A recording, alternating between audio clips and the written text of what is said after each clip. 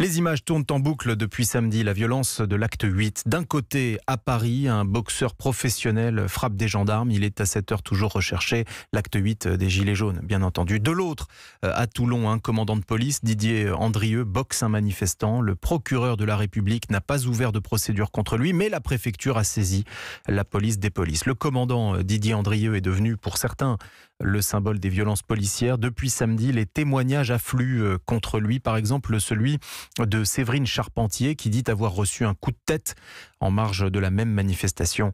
Justin Morin. Séverine Charpentier a 35 ans. Elle est ambulancière et gilet jaune depuis le début. Samedi, elle manifestait pacifiquement avec 2 amis quand elle aperçoit un jeune se faire interpeller, un peu trop violemment à son goût.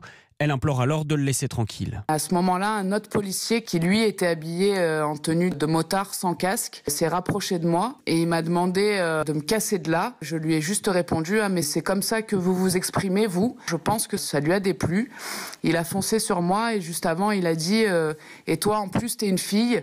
Et bim, il m'a donné un coup de tête au niveau du haut du nez, quoi. Choquée, elle se fige et se met à pleurer de douleur et de stress, explique-t-elle. Le policier, lui, s'en va. Après un passage aux urgences, elle regarde alors les vidéos des affrontements à Toulon devenues virales.